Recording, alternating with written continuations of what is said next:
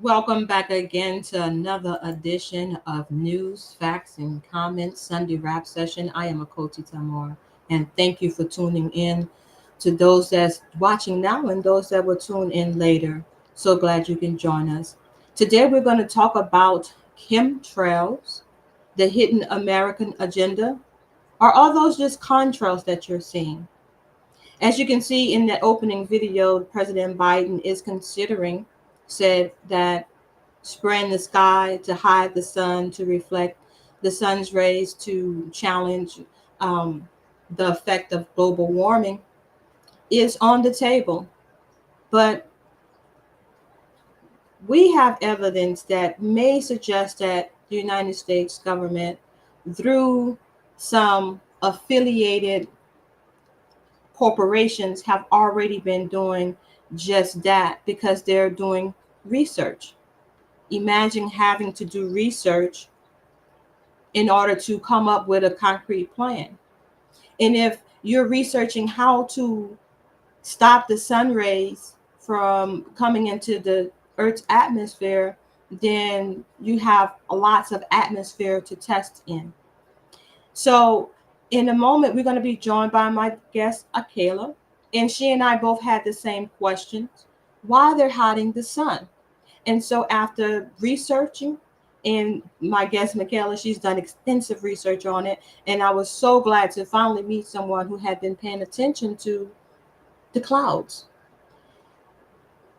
If you can think back to when you were younger, um, I'm 50 years old, and so I'm speaking to those who were maybe who were born in the 70s, maybe the early 80s, right? So you can remember when you looked up in the sky and you can see the clouds were making different formations, right? And they were nice and fluffy, and they some of them looked like dinosaurs, and some of them looked like a bear. You were able to look all up and say, okay, this looks like this and this looks like that. But nowadays, I don't know what those clouds are. Now, my guest that's going to be joining me here in just a minute, um, she's one of those people who knows the names of clouds. And so I've noticed here lately that meteorologists are now naming these new clouds. So we have names for new clouds, but are they really clouds that are those that were created in the beginning of time, or are these man-made clouds? So today we're going to show you videos, and we're going to go through articles that's going to prove just that this is happening in real time, even though the government is not admitting to doing it themselves. Corporations are doing it and giving this information to the government, so by proxy the government is allowing it, right? So let's go ahead and move into this video while we wait for our guests to come in. Pay close attention to what is said in this video.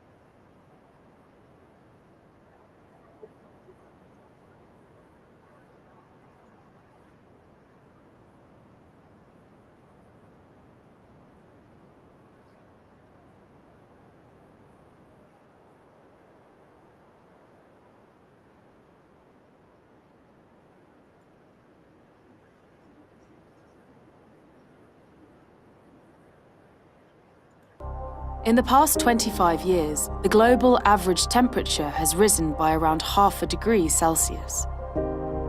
The accumulation of carbon in the atmosphere is warming the Earth up, making more intense hurricanes, rains, higher temperatures. So far, governments have focused on policies for cutting emissions, but they keep rising. The concentration of carbon dioxide in the atmosphere has risen 15% since 1994. The Paris Agreement, signed by 175 parties in 2016, was a sign that countries were willing to work together to cut emissions.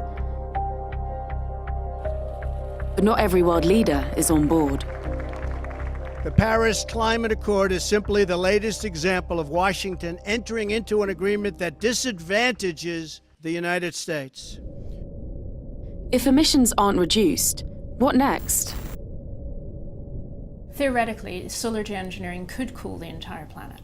It's actually potentially incredibly simple because all you need to do is inject a bunch of particles into the stratosphere, and there's a number of ways you could do that. Recently, a study out of Yale and Harvard looked at the details of how this would be done. In that Harvard and Yale study, they imagined building a fleet of planes, up to 95 of them, that would make 60,000 flights a year. The fleet would spread hundreds of thousands of tons of sulfur dioxide into the stratosphere every year. After 15 years, they reckon the world would cool by 0.3 degrees Celsius. But there are reasons not to do this. One of the biggest concerns is that it could make governments complacent. The big worry is that it will be exploited to argue against emissions cuts. Geoengineering is a supplement to cutting emissions, not a substitute for cutting emissions. It would also be politically messy.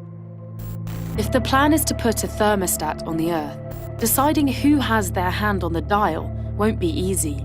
For it to have a global effect, you're going to need all governments on board, and that is going to be extremely difficult. If a country went alone and decided to do it on its own, then obviously, because the impacts are going to be regional or global, you could create a lot of international tension. A Swiss proposal to study geoengineering and how it should be regulated was recently put forward at the UN Environment Assembly.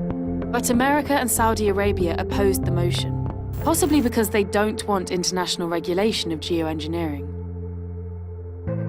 As things stand, not enough is known about how it could impact the climate or the chemistry of the atmosphere.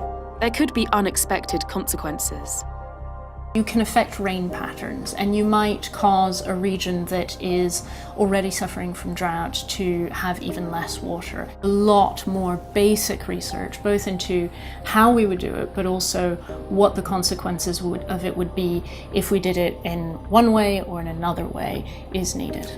But of course, if we don't do it, there's deep uncertainty about how much climate change we get for a given amount of CO2 in the air. Both of those are risky, both are uncertain. The question is, which has higher risk? The politics of solar geoengineering are so complex that it might never happen. That said, as the world continues to warm, the case for exploring radical measures grows stronger.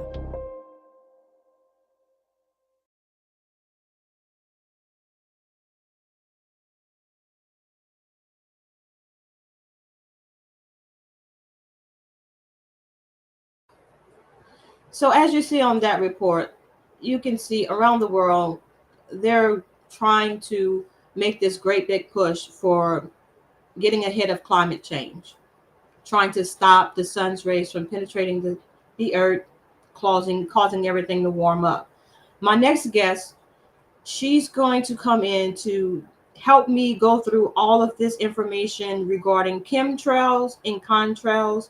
There are some that are saying that chemtrails is a conspiracy theory and they're not spraying anything. But as in the previous videos, you just said that seeing that is a real thing and that can happen. And we believe that is already happening. So without further ado, let me go ahead and bring in my next guest. We have Miss Michaela. Sister Michaela is joining us tonight. Welcome to News, Facts, and Comments Sunday Wrap Session Special Report. Sister, how are you doing? Let everyone know how you're doing, who you are, and then we'll get into it. Yeah. Thank you. First off, blessings to you, Sister Achoti. Thank you for having me. I'm so grateful to be here and talk about this topic. My name is Michaela Dawson. I am a resident here in Northern California. I'm here in Sacramento.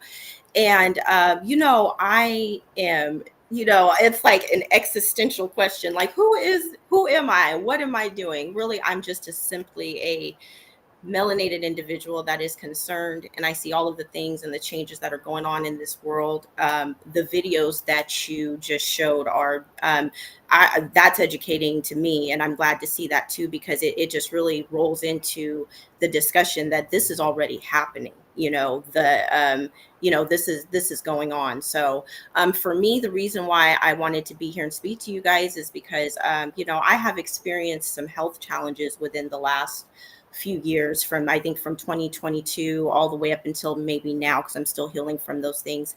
And those unexplained illnesses and some of the things that I was going through kind of coincide with how I've seen the weather change, the changes in the sky, the things that have been happening. And it really goes into some of the missed diagnoses that happened with me and some of the illnesses that I've really experienced. So I really wanted to be able to share those things.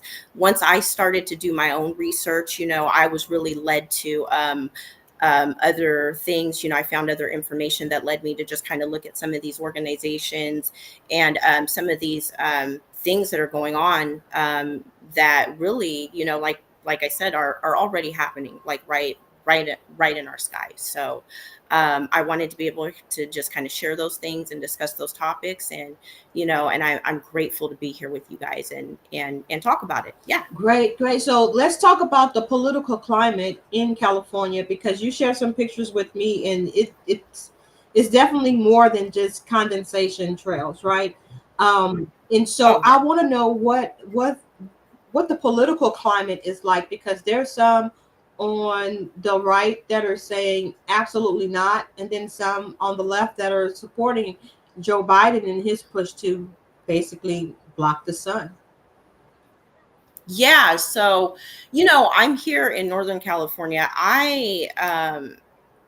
It's funny because I have seen a lot of pushback just from residents or citizens from in Northern California. There's a lot of agriculture here, people that are in areas like in like up in the Shasta area, what I mean, where we have the Lake Shasta and stuff, and some of these places like Tahoe and things like that. There are definitely residents here that are concerned citizens, and a lot of the stuff, actually, that's what led me to do more research. That's kind of what I was led to. Like, I think there's an organization called Stop Spraying California.org. That was a place where I saw some of the footage of some of the folks in Shasta County, which is, I think, a good like maybe 7 hours or so up north from Sacramento, where they've gone in and talked to their lawmakers. They've had town halls about it, talking about, we see you guys spraying the skies. This has a huge, you guys don't know what you're doing. This has a huge impact on our environment, on our systems.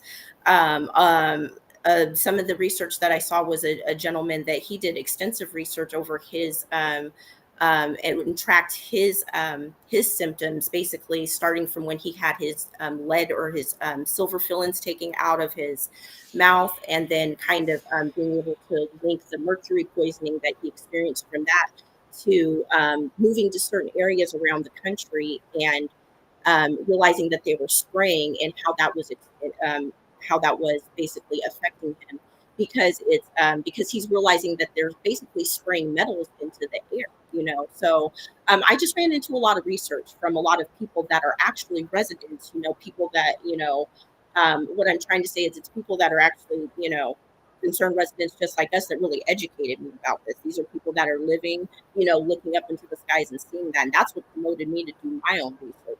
But I would say specifically in NorCal, people are aware of it, and they have taken steps to, talk to and have meetings and stuff about that with lawmakers. This has been going on for some time here, though, so I don't know if it's made a dent. For me, I really feel like it's something that they are pushing to do just anyway. You know what I mean? And it's a part of, just their greater agenda of just, controlling the population, So tell us a little bit more about your symptoms. You mentioned that you had a series of health issues.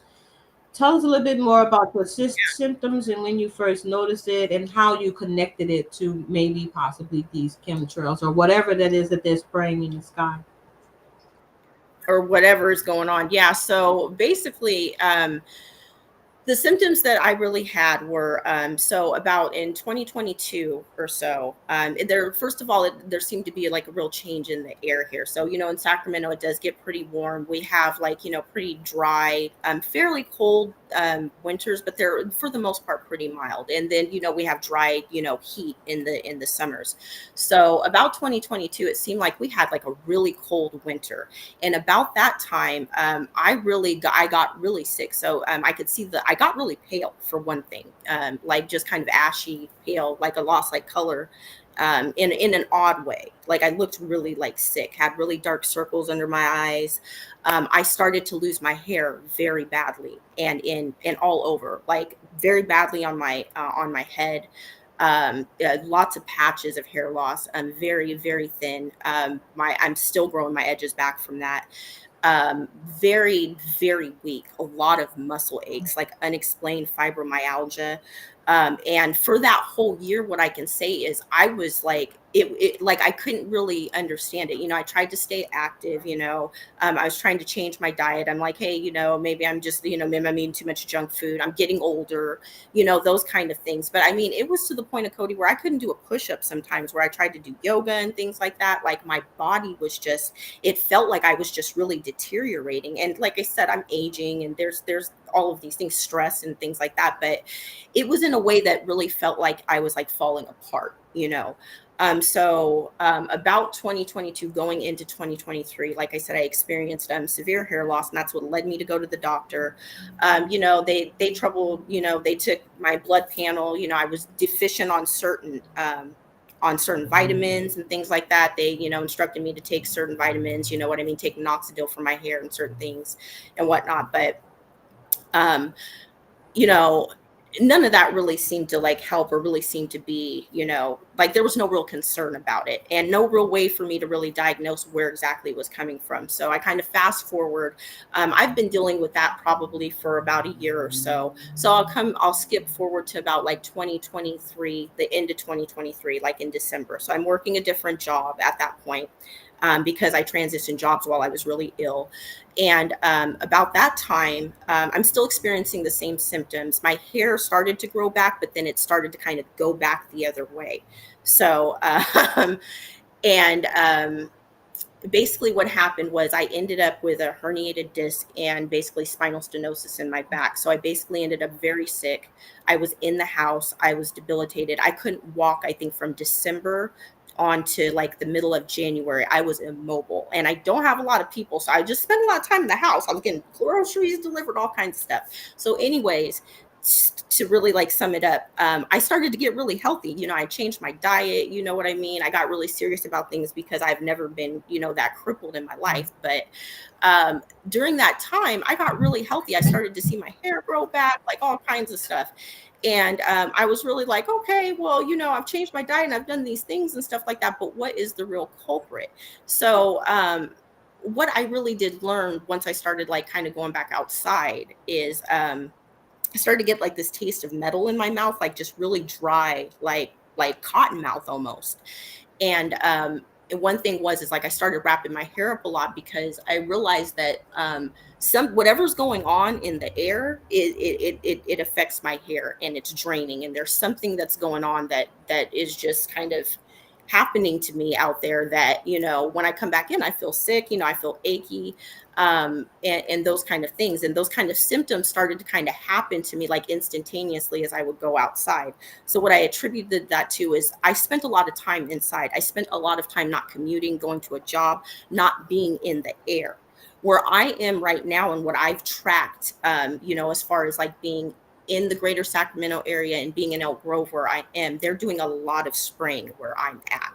So there were a lot of like unexplained symptoms that I had that have really diminished since I've spent a lot of time in the house. I'm a lot healthier. My color returned. The dark circles under my eyes finally went away. The aching and the pains kind of diminished, and also like the severe depression and anxiety that I was experiencing during that time also like went away. You know what I mean? I was able to kind of feel being back to myself. And then the other thing of Cody was like this sincere like brain fog, this inability to really like focus, concentrate, being really stuck. Like that, I felt like there were some days where I felt like I was in a stupor. And I say, like, I went through that for like a whole like year straight.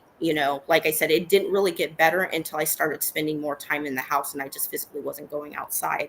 And that's about the time where I really started to, look up and see like what is really going on. I've seen these planes, I've seen them up there, I've been complacent like everybody else, but what is going on in the skies is if you really look up and you really pay attention, it's crazy. And I don't know what everybody is seeing everywhere. I can't account for everybody's experiences, but my research has led me to the realization that a lot of people do see this. A lot of people are tracking this. A lot of people are getting shot down and still silenced. They still are doing a lot of gaslighting about trying to, keep this under wraps. But I mean, it's so aggressive at this point that you can't help but talk about it. And a lot of people are tracking the illnesses and the unexplained symptoms that they've had. I honestly really was tracking my own symptoms and realized that a lot of other people in my research are going through the same things. And that's why I felt like it was important to talk about, because there's so many things that are happening. People are getting sick, getting cancers, unexplained illnesses, new illnesses. And a lot of this may be attributed to our air. So, and what's going on in the sky. So that is really it in a nutshell. It's been pretty surreal. Yeah. So, sister, you said a lot, and there are two sides to every coin, right?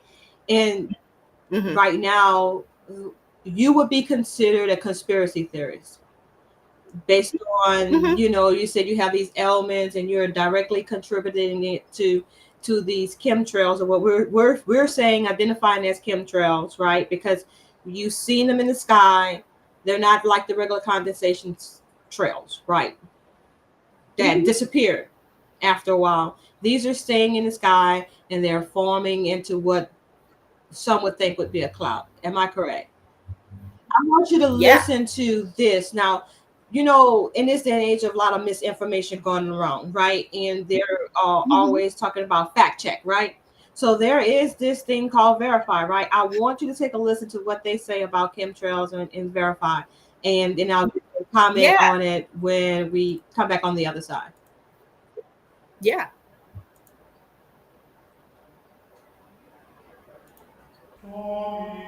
It's almost like a religion of thought. Leave shadows on the clouds. Look to the heavens, lines in the sky that captivate conspiracy theorists.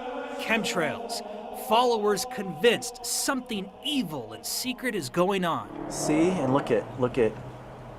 It's got that pattern. They believe the government or some shadow organization deliberately sprays chemicals to control our minds or to alter the weather. Okay, I can hear you now.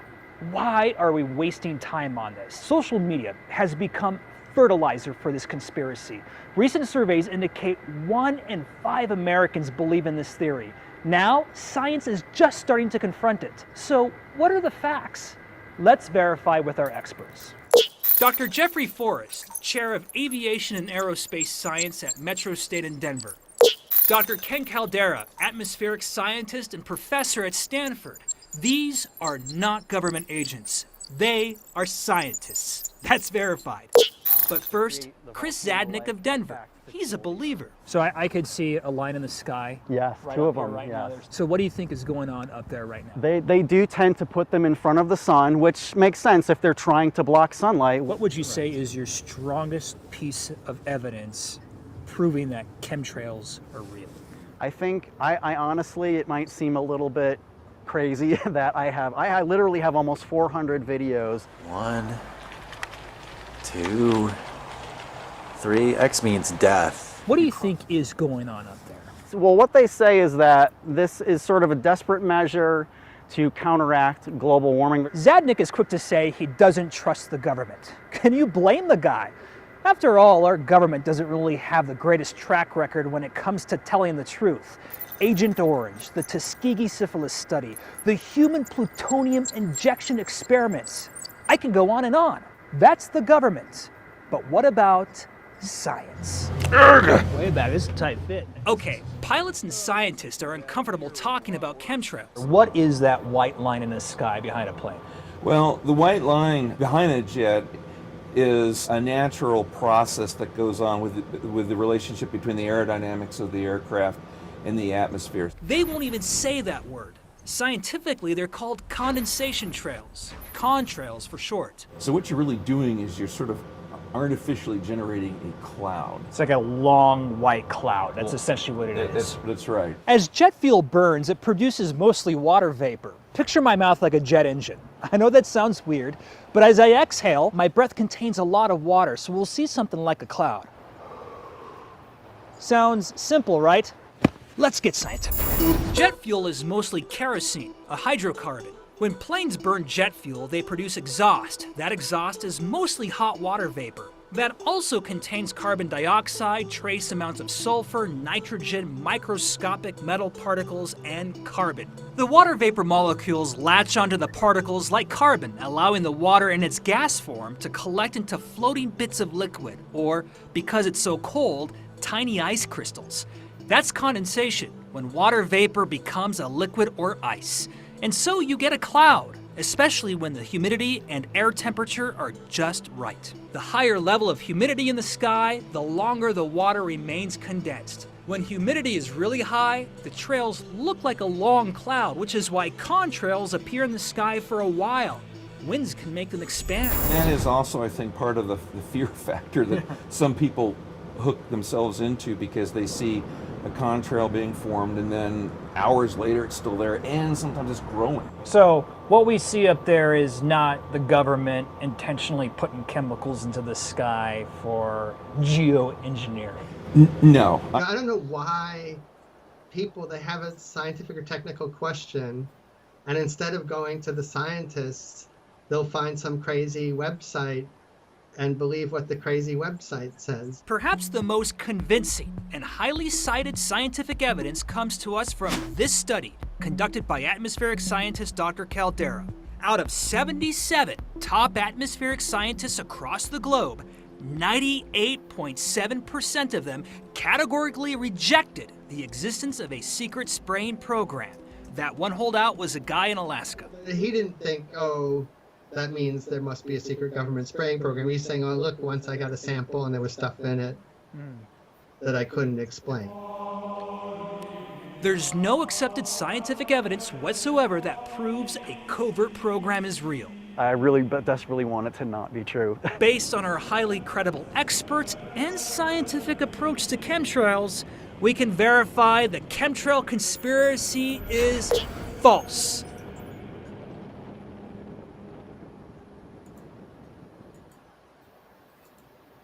Okay, sister. So, like I said at the beginning of the broadcast, that you're going to do your research. They have to research this in order to know if it's going to work.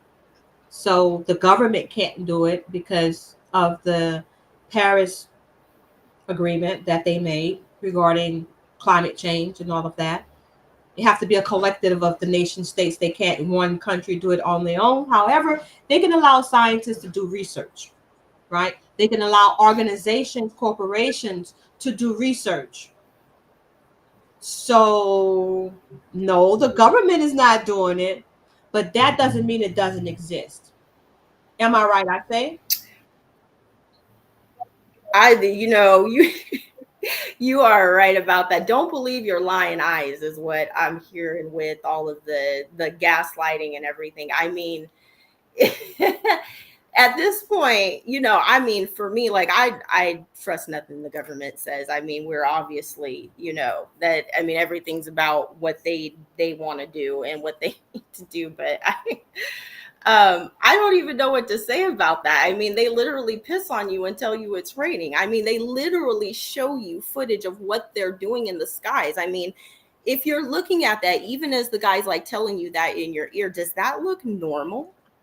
Does that look, those contrails, like that, the quote unquote contrails, does that look normal? Like, that's not any, like, even when I did see the planes in the sky, like at minimal, that is nothing next to normal what's going in the sky, and they're literally showing you all of that and being like, oh, it's normal, you guys are ridiculous, this is science, no, like that's, and to me, like, it's so insulting, you know what I mean? Because I mean, beyond, I'm middle-aged, but we got children breathing this mess in. You know what I mean? We got babies breathing this mess in. You know what I mean? This is some cold-hearted mess, and for me, it's infuriating because there's more than enough people that are highly concerned about this and have been talking about this years before I even came along. You know what I mean? So yes, that is the general consensus, though. And in fact, I think I even came across a couple of things that said they are looking to possibly criminalize discussing the possibility even of chemtrails even happening, because that's where we're headed with these folks. That's where the government's going. That's why it's important that we do our own research and that we use our own eyes, our own ears, and we don't let them spoon feed us information. Right. I got really sick. They're not going to tell you that, and no doctor is going to tell you that, because it's all a part of a narrative, I really believe. And at this point, it's really insulting because they're doing it very aggressively. And there's a lot of people that have put that stuff. I mean, there's TikTok videos about this stuff. So, and another thing too is the eclipse. People felt like there was a lot of strangeness around the eclipse, and the discussion of all of these doomsday prophecies coming around the eclipse and stuff, because probably they didn't want people looking in the skies. Well, they were heavily sprayed prior to the eclipse, so you could barely see it.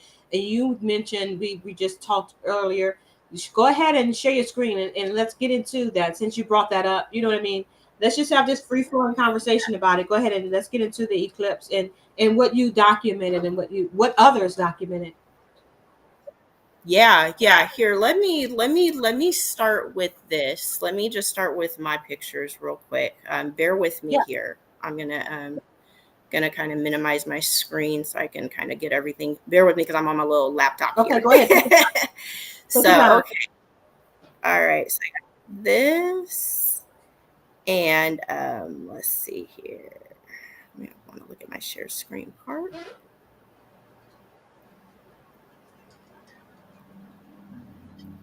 Right. And I just want to go ahead. I'm just going to share my entire screen with you here, Cody. Share. All right. And I kind of got two screens going here. So can you see that, Cody? Yes, got you. Okay. So I'll start. I just wanted to make sure you can see that. Let me start and I'm going to go back to my little pictures real quick. So listen, this is going on in March right here. If you can see this, and I have more.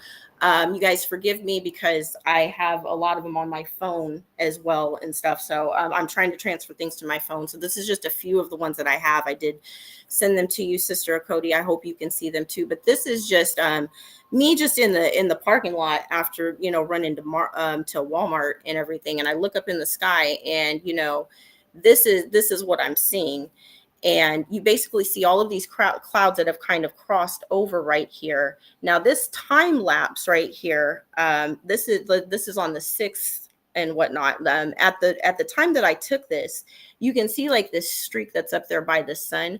They were behind those clouds that have already formed and taken out the sun, and they were behind their spraying still. And I was just up there, I was just passing by. And so I was just trying to really capture that so I could really capture how abnormal this looks. And it almost looks like a zipper, like they've zipped up the sun behind it. So there's that one. Let's see here. Bear with me here.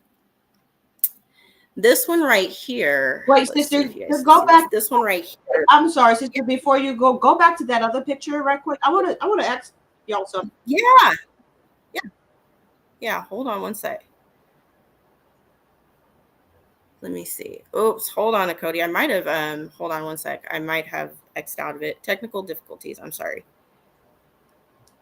Let me see. Did I put it in my down? Let's see. It might have been one of my. Hold on one sec here. Oh, I think I kicked myself out of it, Achoti. I'm sorry. That's okay. That's okay. I might have. I'll Yeah. and I'll bring you attention to it. Go ahead. Let's see. If I can find it again, I will come back to it. But I think what I had it up on my slideshow, and I kind of got away from that. I'm sorry about that. This one right here was just me tracking so these clouds. The clouds literally move towards the sun. It's crazy. And when they do get towards the sun, this is what they do: is they make this like gas in front of it, and it just kind of blots it out. So this picture right here was me trying to show that. This one right here, this one is one that I took like just right before the eclipse. This is on the 6th of April. So on the 6th of April, you can see, can you see that, Achoti? Yes. Okay. So on the 6th of April, you can see this one. So I just went to go do laundry that day. And when I was driving home, I could see at first, when I first started, there was nothing in the sky. So I drove all the way to do my laundry and I came back. There were clouds on the horizon. These clouds started to really just move towards the sun. It was creepy. It's like they were walking to them. There's like 5G towers in the radius. This is like maybe a 5-10 mile radius between me coming home. So it almost, what people are saying, I know they're going to say it's a conspiracy theory, all that stuff, but what people are saying is that they're noticing that these clouds are reacting to the frequencies, and they believe it is from like the 5G towers. But it's really odd to watch. I literally sat here, this is me in my apartment complex, and took pictures of this, and these clouds just move in and just cover the sun. This is on April 6th, like 2 days before. And then up there in the top part, you can see that little streak up there, and that's them spraying. That's them still spraying in the skies while these clouds are like moonwalking towards the sun. It's crazy. So so that's what I'm seeing. I do have more pictures, but like I said, I'm just trying to struggle through this. I'm sorry. I wish I could be a little more fluid for you. And sorry that you're good. So yes. Is there other, go ahead and share with us the pictures that you had of the other individuals that were taking video of the eclipse event and what they were saying in that regard. Yeah, so this is okay. So this, like, I really am so glad to see this, because this is one of the gentlemen that's really been like doing a lot of the he's all blacklisted as a total conspiracy theorist. But I mean, when you look at the information, there's so many people. So this is his thing. He was talking about the eclipse and the chemtrails and stuff and everything that they're trying to hide. So you can see this video right here. I really want to show you guys this. This is from the solar eclipse in Michigan.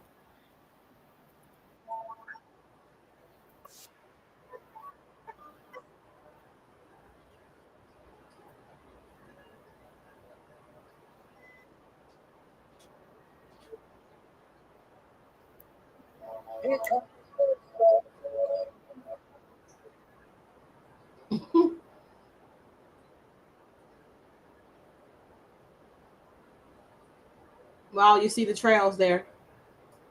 Yeah. Yes. Sorry, that's pretty loud. Sorry.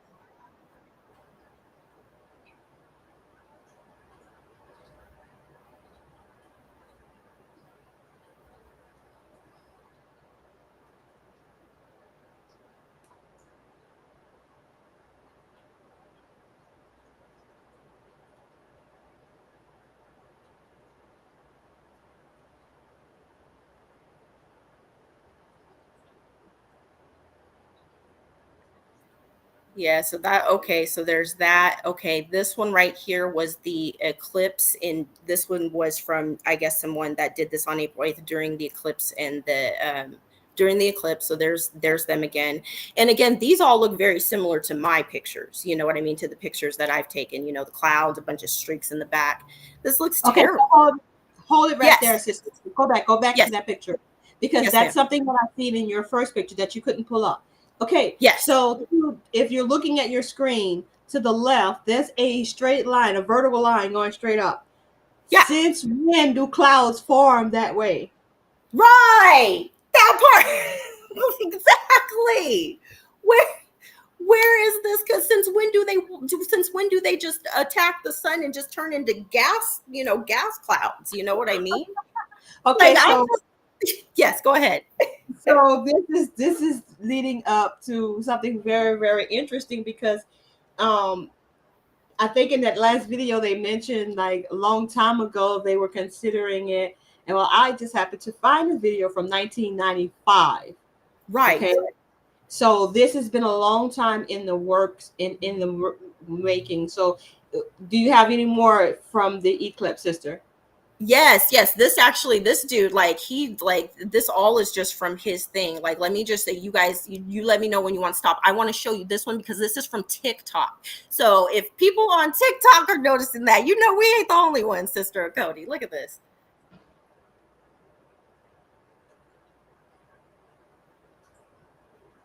Where's your? I can't hear anything. Oh, you can't hear anything? Is there supposed to be volume to? I mean, audio to it? Oh, you can't hear it? No, ma'am. But don't worry, we see it for sure.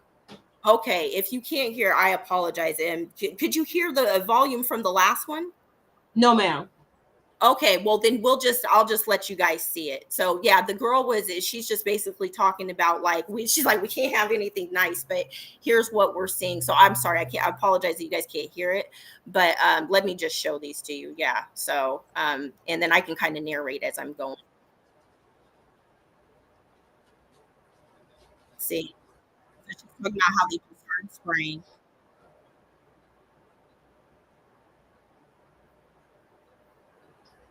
And she had the time lapse on there too, sister. Did you see that? Yes, that's exactly it. She did better than I did. Shoot.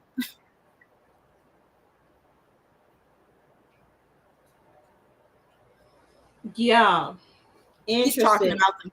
Yeah. So and then here, let me go down to this one since you guys can't hear this one. I'll just kind of flow through.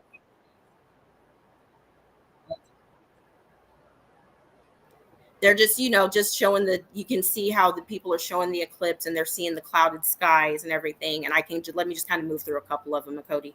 You see that this one's a picture right here. So you can see it's a mess. Like you see that one. And these are people that have all done this on April 8th. I'm sorry, were you going to say something? No. I was just saying, yes, indeed.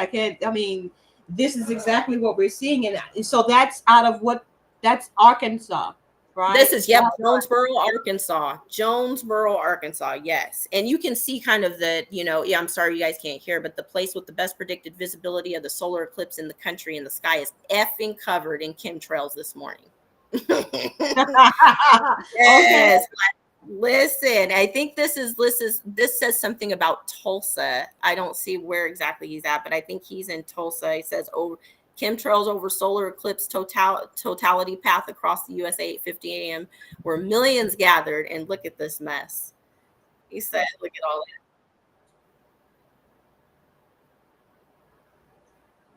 that. Yep. Yeah.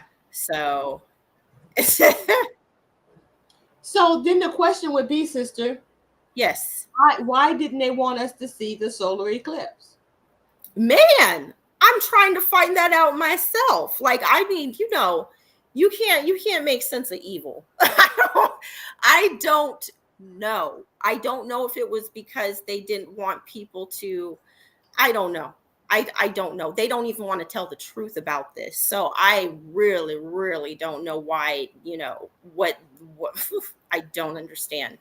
But sorry about that. But yeah, we can all see it. A lot of people, see this mess, and it's just like it's really upsetting that they keep trying to put out these videos and call people conspiracy theorists when it's harming our planet. You know what I mean?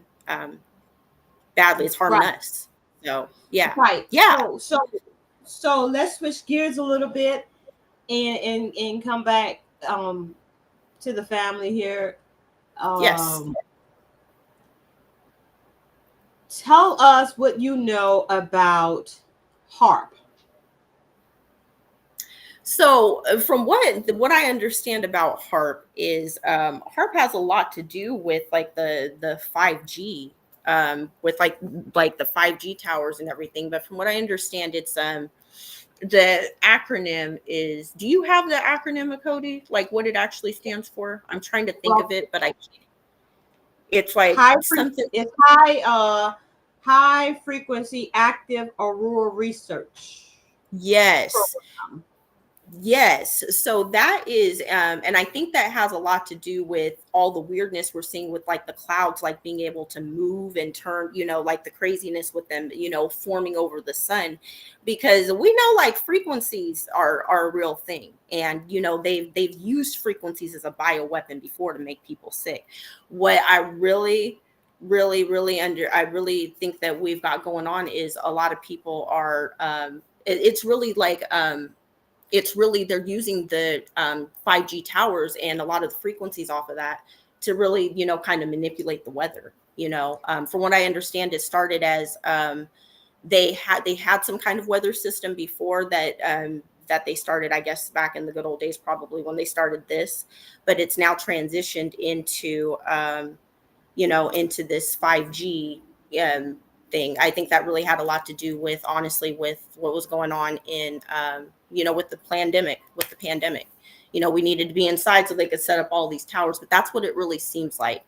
The only thing that I can say that they're probably, using to really manipulate it are these 5G towers, because they're everywhere now. You know what I mean? Especially in the span or the radius of where I live versus, when I was watching those clouds, but also people have also tracked that too. I've seen evidence of that. The same guy that I was showing that article on, he was able to take pictures of seeing what is going on and how the frequencies kind of move the clouds and everything. So, but from what I understand, that is what HAARP was designed to do. It's some kind of weather manipulation system. And from what I can understand, they're using it. So. Yes, and they are. So with that being said, we're going to tie HAARP to chemtrails to the Agenda 2030 climate control, whatever, what are they calling it? The geoengineering, what is it? The other thing is the UN thing. Hold up, let's not speculate. Let's go ahead and get it. I have it pulled up here. The mandate from the UN. Agenda, where is it? Oh my goodness. General Assembly. Sustainable development. So we're going to show you how, follow me, sister, but we're going to start with HAARP. This is going to be good. I hope y'all buckle up. I'm ready. Buckle up, because this is going to be interesting. Have communications, surveillance, navigation systems whose paths either traverse the ionosphere or reflect from it. And so we need to be very careful about what we know about it and how we study it. What we're interested in is what is the effect of a large input of energy on the ionosphere. The ionosphere is the outermost layer of the Earth's atmosphere. It is part of an electromagnetic field that keeps out harmful solar and cosmic radiation. One visible effect of the sun's rays hitting the ionosphere is the aurora borealis, known as the northern lights. The ionosphere also plays a vital role in worldwide radio communication. The first transmission of radio waves across the ocean were quite a surprise when it was first done. People thought there'd be no chance to transmit the signals across the ocean by wireless. And in fact, what the ionosphere does is act like a mirror. And so you transmit a signal and it bounces off the ionosphere, then it bounces off the Earth. When HAARP is fully operational, it will transmit extremely powerful blasts of high-frequency radio waves directly up into the atmosphere, superheating the electrons that make up the ionosphere. This will cause them to disperse, effectively punching a hole in the ionosphere. But after you turn the instrument off, this thing kind of moves around and it gets replenished. And within a few minutes, it's back to where you can't even detect that there's a hole anymore. The Air Force says that manipulating the ionosphere and studying the effect will allow them to improve the efficiency of communications, navigation, and surveillance systems. But researchers outside the military see HAARP as a high-tech weapon with global implications. The way I see HAARP as it is right now, it is a premier, top-notch, high-energy radio physics experiment, and it has definite military applications.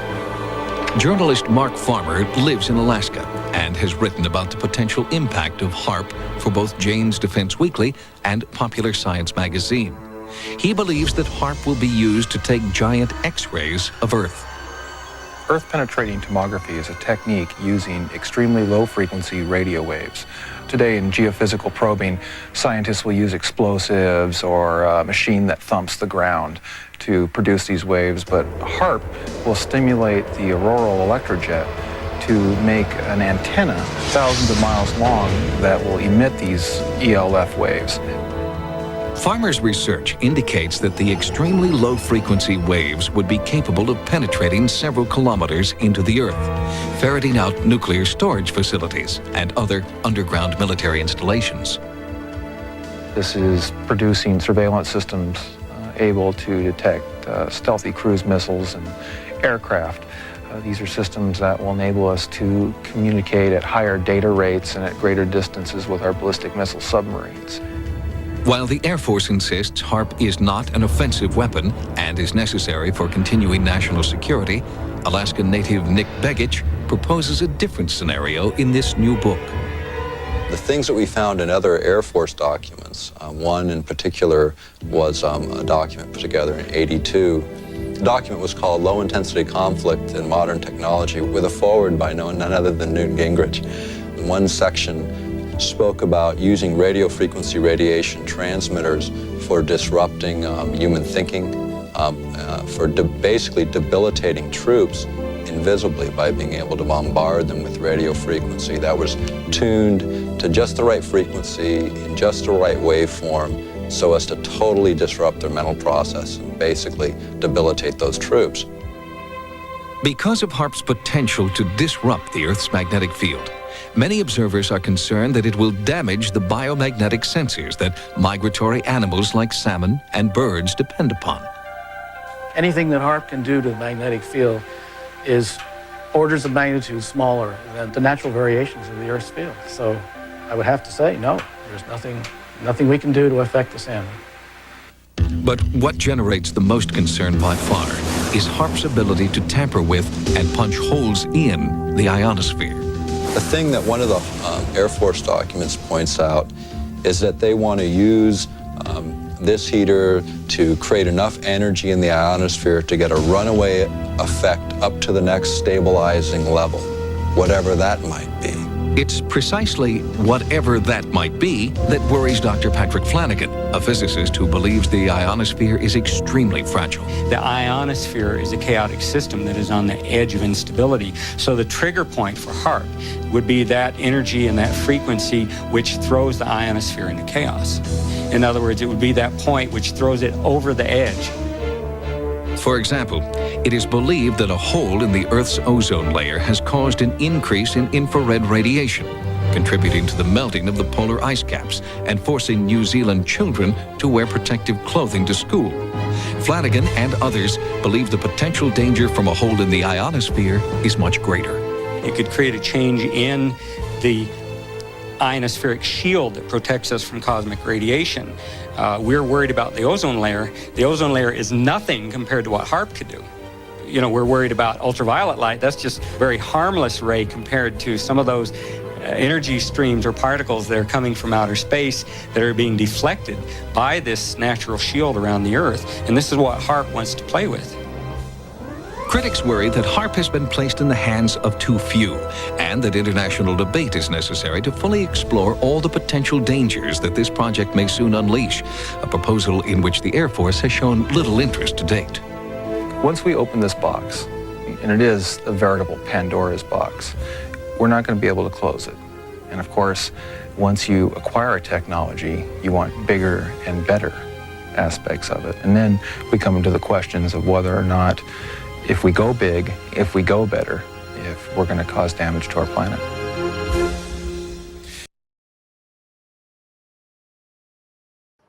Okay, my sister. Yeah. So, are they gonna go big or are they going home? Who? What, HARP? Yeah, with this whole geoengineering and having the ability to communicate from up You in know, space and damaging the stratosphere, but blaming cows for global warming. cows and gardens for glow.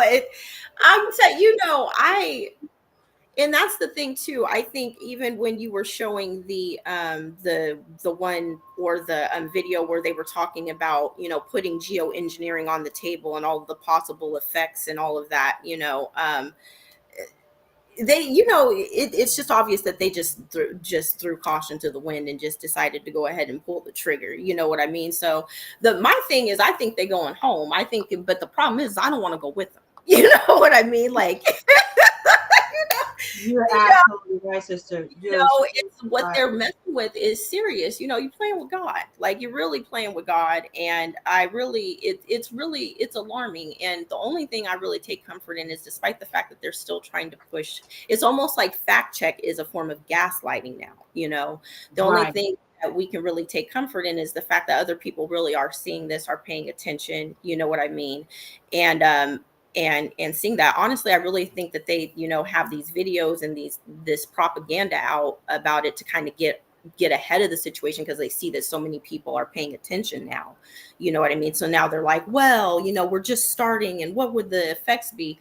They, you know, a lot of the stuff that I've seen is like they know what some of the effects are. You know, they did some studies about it, and they know that it can affect our precipitation. They know that if they stop spraying after starting, it could heat the planet up even worse than what this invisible climate change that they've made up to do all of this mess with. You know, like going down that rabbit hole. You can't come back once you go down. It's like a slippery slope. Right, Pandora's box, you know. That's right. And they've really opened it, you know, because you know, it's upon us. Like, they're doing it, you know. And you know, the thing with HARP and stuff, I'm so glad that you showed that video, because I was having a hard time like articulating what exactly HARP is.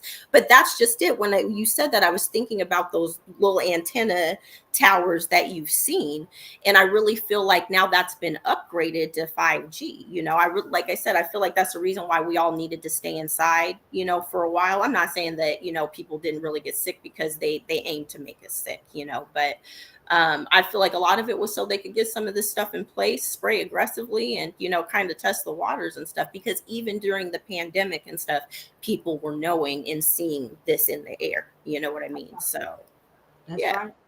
Yeah. That's right. But, you know, despite what they're saying that the government is not actively doing this right now, I've always been of the mindset that if the government is going to introduce it to the public, they're probably already doing it.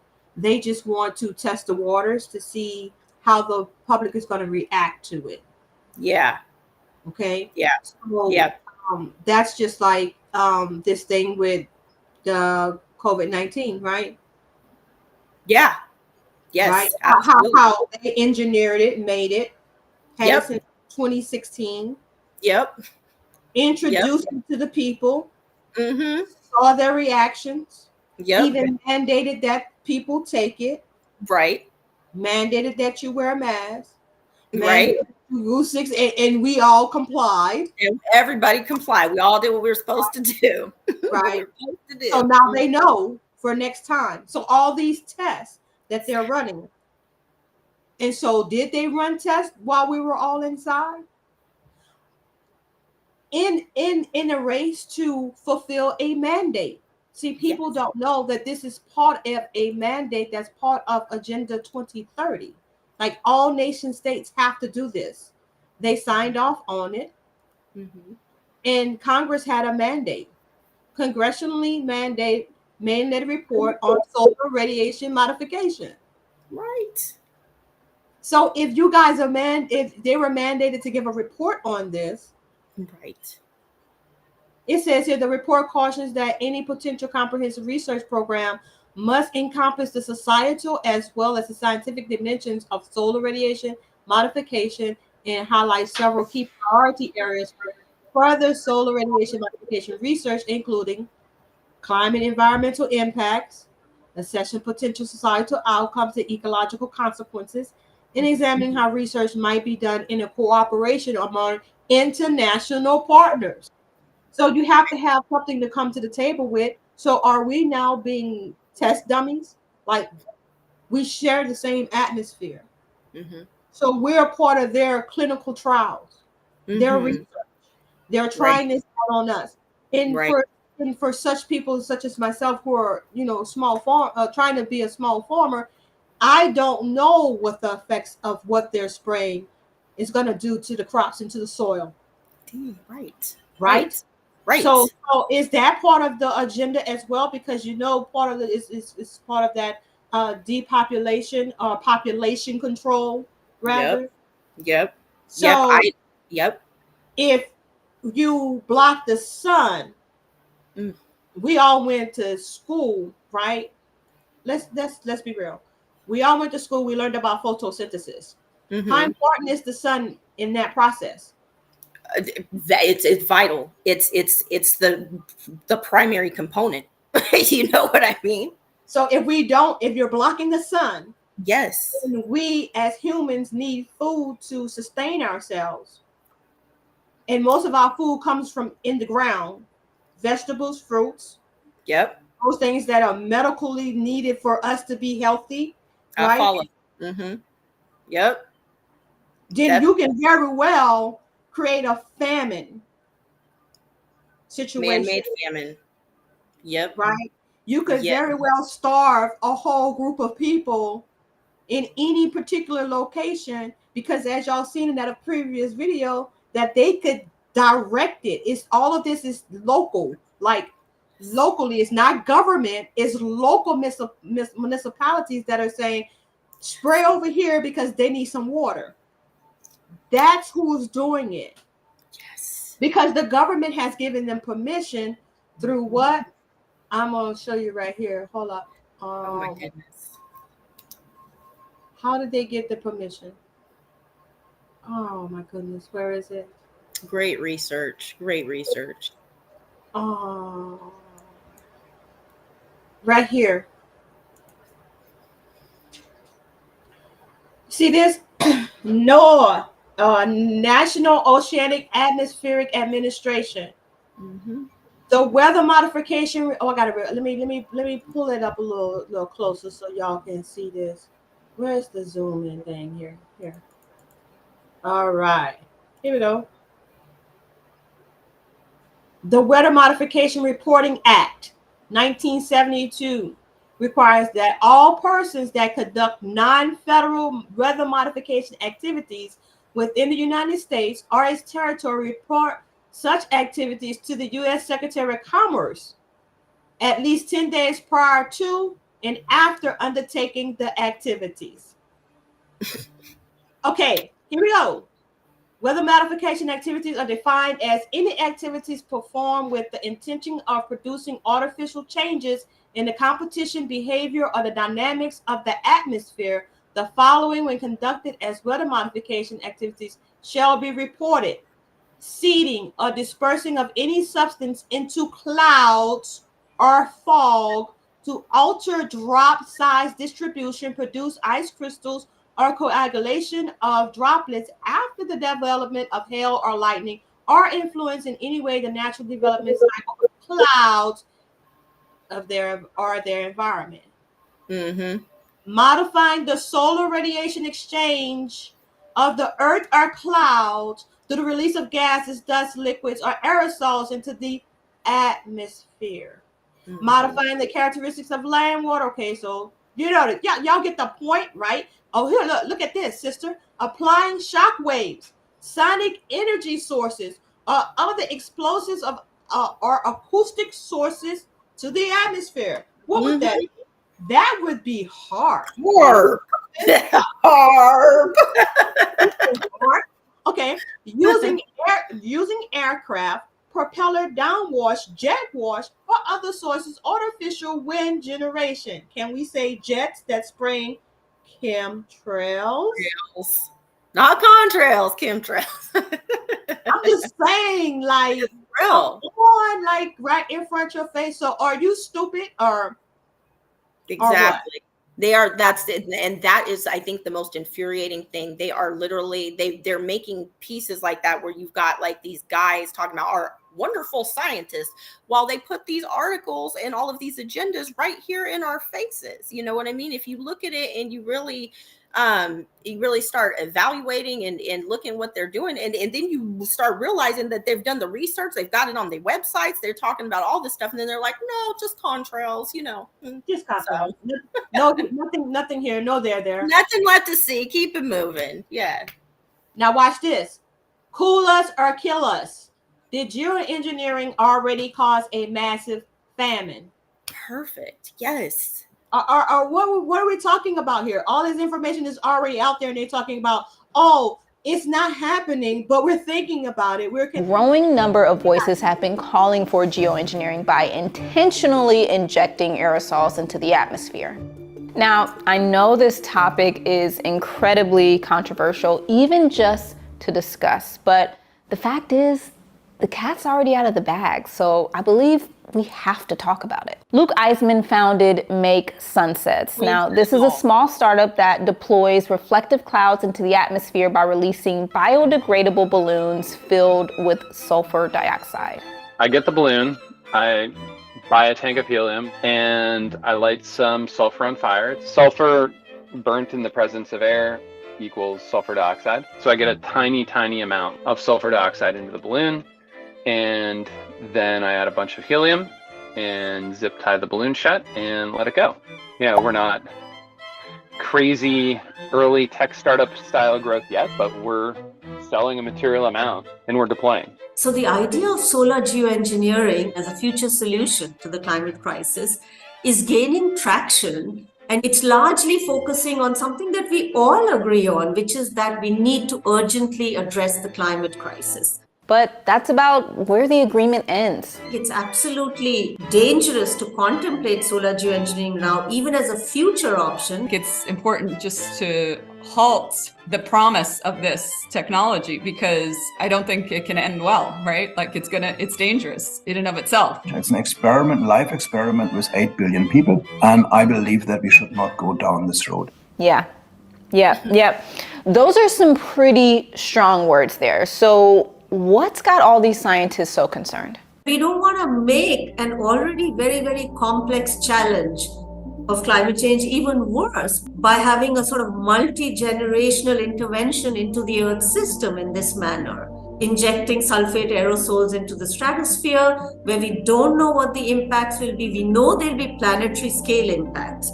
There might be impacts on global temperatures, but that's not the only aspect of climate change, right? There'll be all kinds of unknowable distributional impacts on precipitation patterns, etc. And we actually have a direct example of this, and it's a really big deal. Remember that devastating drought in the 80s we mentioned in the beginning?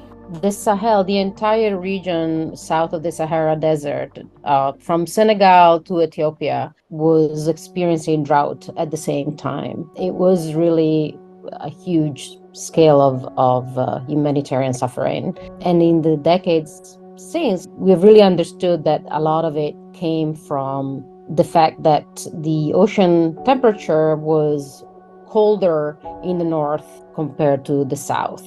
And that moves the rain band that is usually close to the equator. That rain band gets shifted toward the south, and so that causes drought. And there's very strong evidence that some of it was due to the fact that pollution in America, pollution in Europe caused a lot of reflective aerosols, haze basically, to linger over the North Atlantic, creating this gradient in surface temperature. Now, to me, the lesson is not that releasing aerosols into the atmosphere could cause the exact same drought all over again. Is that we just don't know what will happen. There's a lot that we don't understand.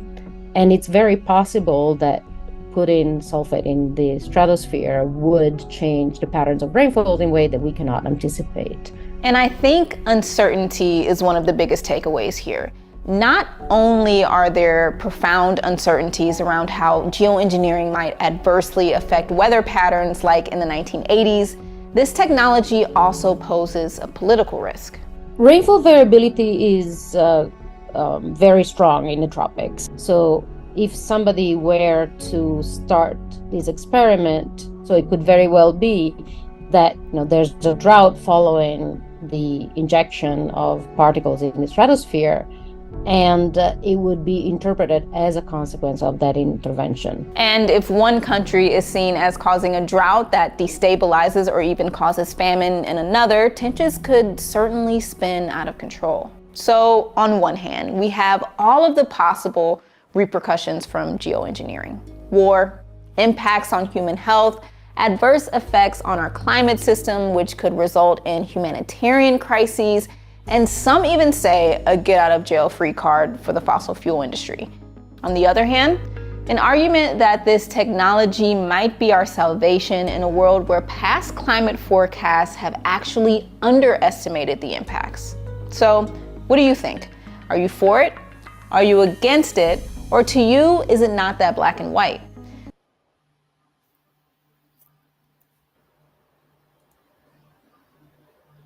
Okay, sister. Mm-hmm. What do you think? Are you for or are you against it? You know where I'm at. I'm definitely against it. Yes, ma'am. Look, listen, sister. Oh my goodness. Oh my goodness. These people, that's just like what they did with the so-called cure, right? Yep. Right. Researched it. Yeah, we researched it and we just don't know what is going to happen, but take it anyway. Yes. I see Reese in our chat she said, I trust nothing they say. And Reese, I agree. Yes. You can't Yes, trust ma'am. anything that they say because they like to do foolishness, and it is causing many people, not just you, my sister, I know. to have health conditions, right? Exactly. Because exactly. unlike most people, we actually need sunlight. Yes. We need sunlight. You don't need it in an excessive amount, of course, because you don't want to run the risk of getting melanoma cancer, right? Right. But there are several people that I've spoken with recently that have gone to the doctors, so-called doctors, right? And they come back saying that they are vitamin D deficient. Okay. And they're given a subscription for a supplement, and it's vitamin D3. So in some cases, you may be getting too much vitamin D, which may cause health problems, right? If you're doing supplements, the natural way for me, all right, so I found out that it's not the sun that actually gives you vitamin D. You already have something in you. It's the sun that activates those genes or neutrons or whatever it is in you that creates the vitamin D in your body, that activates it. So you need to go out to the sun to activate that vitamin D so that you won't be vitamin D deficient. So here you see evidence of health benefits for sun exposure. And I want you all to see about they said here, of all deaths in Europe could be in the US and in Europe could be attributed to serum concentration was inversely associated with the death for cardiovascular disease, cancer, and other causes. The authors noted that Current scientific evidence does not support any benefit of vitamin D supplementation against these diseases. Right? So in our community, cardiovascular is like one of the number one causes of death. Cardiovascular disease. It's like the number one causes of death. But sunlight reduces your risk of cardiovascular disease. So while they're trying to hide the sun, they're actually causing us to become ill. Yeah. Yes. Yeah. You know what? Yes, that is so important. I take it personally when they say trying to reduce their carbon footprint, because carbon is the essence of melanin. So what are you really talking about? Because I don't think that there is really such a thing as global warming. I think it's the emergency that they made to really start this mess. So, and a lot of it deeply, deeply affects us melanated beings, and that is the thing too, is they know that, like you were just saying, Achoti, that's just so on point. They know that the primary way that we get vitamin D is the sun. That is the main source. We can supplement it. There's very few things like nuts and types of fishes that really supplement our vitamin D. But really it is the sun, and that was another thing that I did want to touch on too, is that it's really, really important, not only to our animals or plants and everything, but really to us, So like I said, I take it personally when they talk about reducing a carbon footprint. I feel like it's an attack on us. That's right. That's right. Here it says that studies in healthy humans show that 20 JCM to the second power UVA exposure, 30 minutes of midday Mediterranean sun, and cybothermal in light skin. Right. All these light skin, right? In light skin relaxes audio resistance in association with no release. Exposure to the body to UVA lowered blood pressure independently of temperature in serum, right? Right. This effect was associated with increased plasma concentrations of nitrate, a relatively stable oxidation product of NO that's getting off from the sun, in lower levels of nitrate. You know what I'm saying? Like this is why you need it. Like most no-release activity was found in upper epidermis. These findings are important because epidermis is skin, okay? Right. Because hypertension is the leading cause of non-communicable diseases despite current pharmacotherapy. Right. See? So if we get the proper sun dosage, at least 30 minutes a day, then we should be reducing our cardiovascular mortality rate. Right. But they want to block the sun. Why do they want to block the sun? Here it is. I'm going to show you why. I'll tell you right now, huh? I'm going to tell you right now. Wait, hold up. Here it is. Evidence for harms to health, sun exposure, skin cancer, melanoma.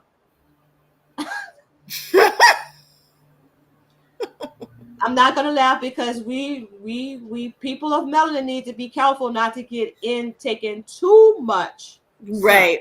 Okay. Right. You can't get melanoma from too much sun. Right. But for these group of people, for the white people, Europeans, sun is not a good thing for them. Like they just don't do well. Okay. They suffer from melanoma. So could that be why they're talking about climate change and saving the planet and blocking the sun so they can live?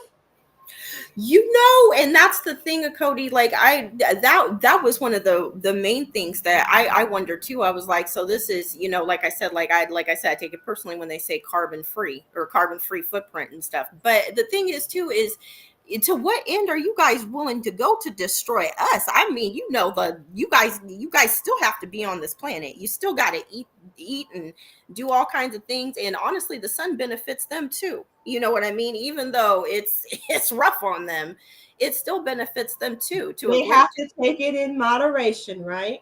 Right, in moderate, exactly. But at the same time, it's our most beloved star. It we need it for life. And the funny thing is if they think that they can survive down here without the sun, they've lost it. You know what I mean? If we don't have the sun, we don't have a lot of things. You know what I mean? And it's like you were saying, it affects our food source. They got to eat too. You know what I mean? Like there's just so much that goes into that. But yes, I too thought about that too. It's like, are you guys really, that hateful of the sun and what it does to you to really, to really do this, but to do it to this end, I mean, it's extremely impactful, and I mean, it's going to impact them too, so yeah. I don't know if they're thinking about these things, but apparently your government is thinking about these things for you. That is why they're now manufacturing food such as chicken and cabbage and things of that nature. So you won't have to worry about getting things organic anymore. Oh, you don't have to.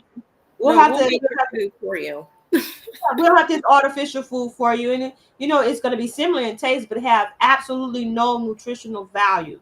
Exactly. So when the body does not get the right nutrition, right. Yeah, you die. Exactly. And they just, wow, and it's like you were saying, a lot of it has to do with really trying to just, get the food supply. It's all about, that depopulation and then that control, which is crazy.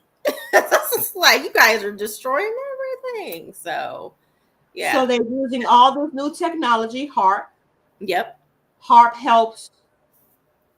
I don't know if they're using the 5G system. I don't know. I didn't connect those dots, right? But I do know that HARP is helping those chemtrails when they're coming out of the back of those planes to spread out. Right. When their clouds already existing, the chemtrails just intensifies the existing clouds. But when there are no clouds, they make the clouds by sending those radio frequencies into those clouds to make them pop up, right? So they call cloud brightening and all of that. They're doing all of these things to modify the weather to try to slow down global warming, right? Right. Y'all just saw way back in 1995, they were already punching a hole through the atmosphere. Right. So it's no doubt that the sun can go straight through the hole. Did they clog the hole? Right. Did they clog the hole? Does the hole still exist? Because they tell us that there's a great big old hole in the ozone layer. Well, I guess y'all did it. So that's just like them. They caused the problem and then they give y'all the solution.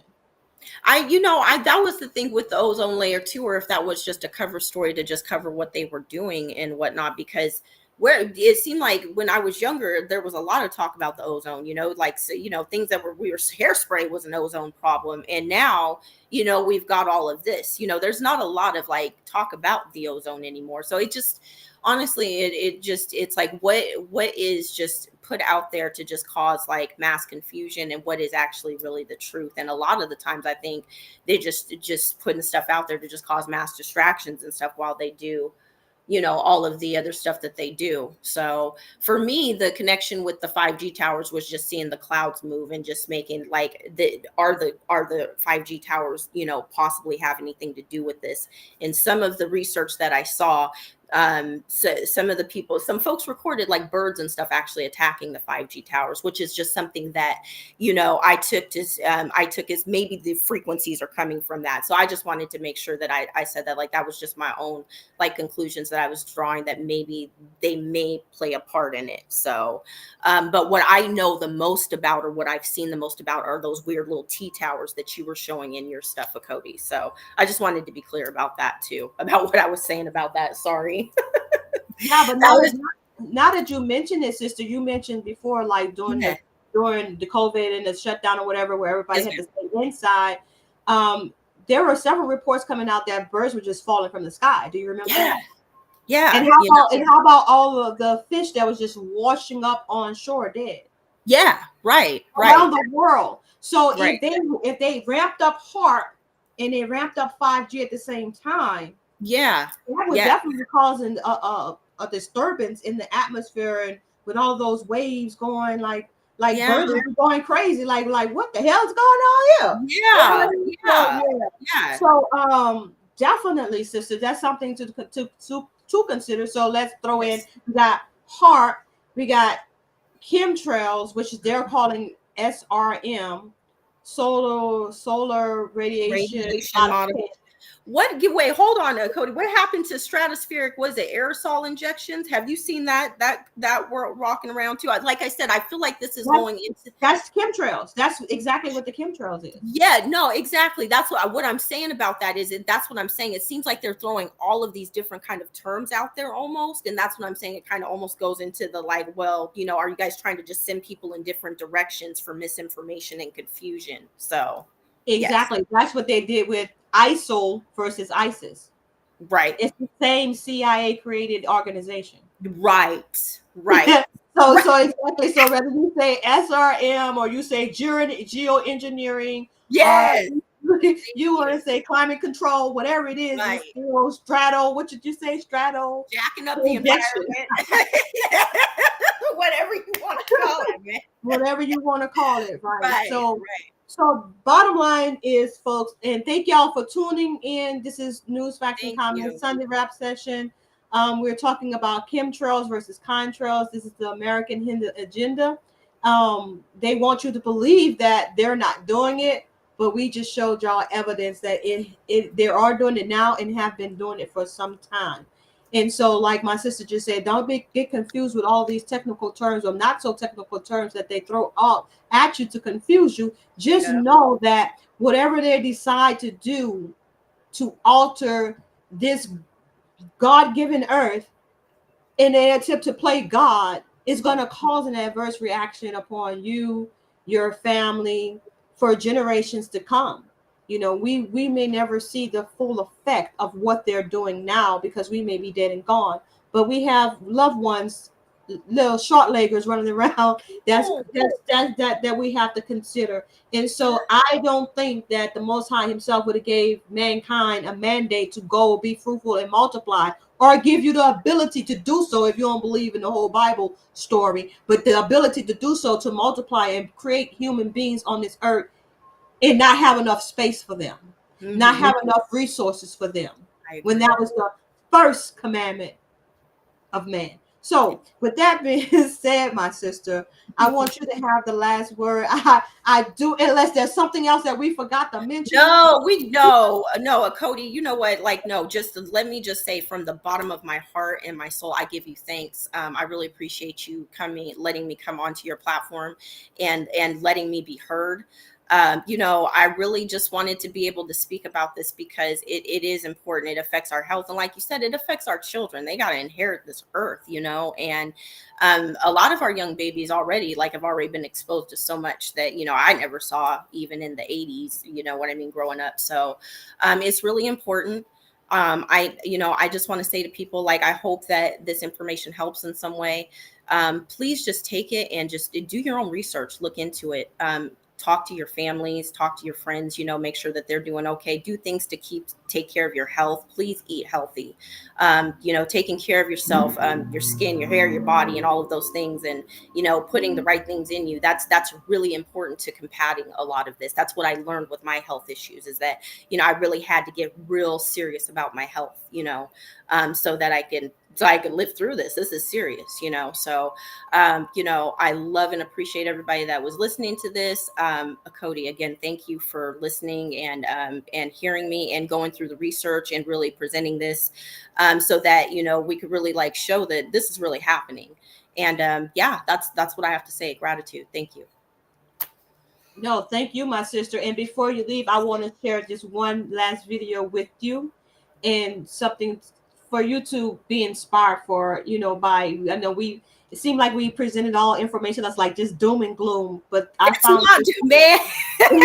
I want to say this too. I think that I think when the kids, they're declining. When a bully decides that they got to go home, they break all their toys and they try to do everything. Things are in the hands of the Most High.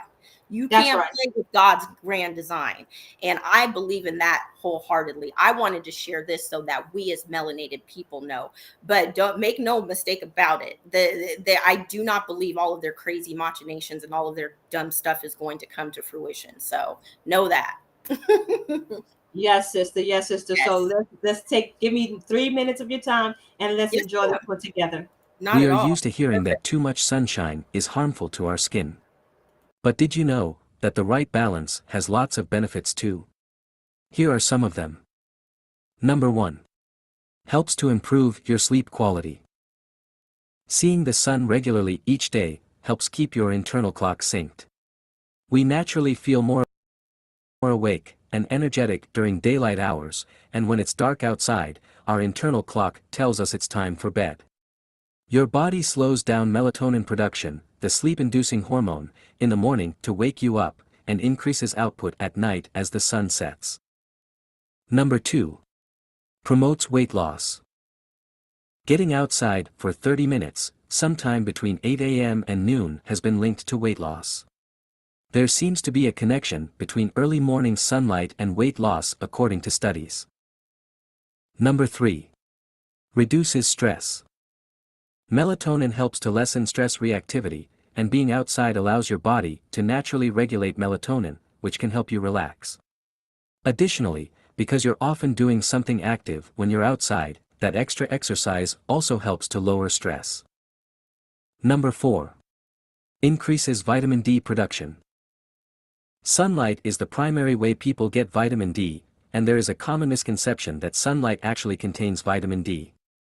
In fact, UV rays in sunlight stimulate the skin to produce the substance. Sunlight serves a crucial role in the body's production of vitamin D, which has many health benefits. Number 5. Helps to maintain strong bones. Vitamin D helps the body absorb calcium and phosphate from our diets, which are necessary for healthy bones, teeth, and muscles. Not getting enough vitamin D can be bad for bone health. Your bones can become soft or weak without this essential nutrient, and long-term deficiency can even contribute to osteoporosis. Number 6. Strengthens your immune system. Vitamin D is also important for your immune system, and regular sun exposure can assist to enhance it. A healthy immune system can help reduce the risk of illness, some cancers, infections, and mortality after surgery. Number 7. Helps to improve your overall mood. We can feel depressed and tired when the weather is gloomy and dark. We are happy and more energetic when the weather is bright and sunny. This mood change isn't only in our imagination. When light enters the eye, it stimulates neurons in the brain that influences mood, and boosts serotonin, the so-called feel-good hormone that's linked to mood. So, in conclusion, exposure to sunlight is beneficial for everyone. For many people, 10 to 15 minutes of sun exposure per day is enough. However, the length of time will vary widely due to factors like elevation, skin color, and how close you are to the equator. Staying mindful of your sun exposure is wise so you don't get sunburn. If you are going to be out in the sun for more than 30 minutes, it's recommended to wear a sunscreen, with SPF of at least 30, and to reapply every 2 hours.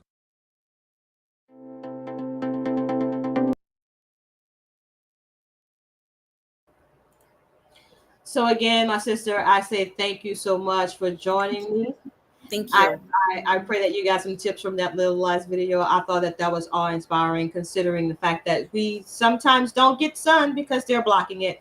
You know what? Don't take it for granted, man. When it comes back out, get in it. That's right, my sister. So I will continue to monitor this situation, and you continue to monitor the skies. Yeah. No, you're going to be our official NFNC sky watcher, and let us know what they're doing out there, so we can say if they're telling us something different, you can come out here and say, "Nah, that check." Fact check. Fact check, because obviously they're not fact checking, right? So once again, my sister, I say thank you so much, and it was a blessing meeting you and speaking with you. And we're gonna have to figure out some kind of way, another topic to get back on. We're gonna talk offline. Hey, we'll talk about it. I appreciate you. Thank you. Yes, so much. Blessings, my sister. Blessings. Bye. Shalom. Well, my family, there you have it. That was a very interesting conversation with our sister. We're glad that she's now doing better, feeling better. We will never know if it's true. We will never know if her condition is a result of what they're spraying in the sky. So I'm exhausted. I want to thank you all for tuning in. I saw you all in the chat. Shouts out to Gay Beach 2, Revolutionary 2, Reese, Willa Williams. I see y'all in the chat. Thank you so much. Timothy Hudson, Avengers, The Ancestors. Thank you all for watching. News, Facts, and Comments. This has been News, Facts, and Comments Sunday wrap session, talking about chemtrails versus contrails. Is that America's big, great agenda? And why are they blocking the sun? Until next time, my friends, I pray that you learned something. Take care of yourselves and each other. And that's a wrap.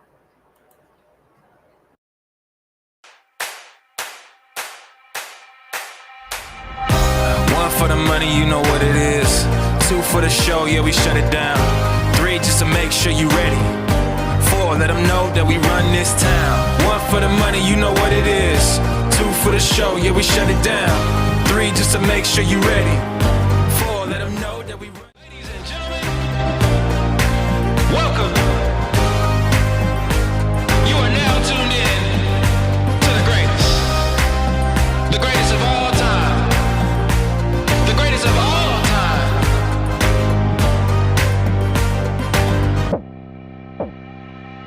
I'm gonna be better. I'm gonna be I'm gonna be better. I'm gonna be better. I'm gonna be better. I'm gonna be I'm gonna be better. I'm gonna be better. One for the money, you know what it is. Two for the show, yeah, we shut it down. Three, just to make sure you ready.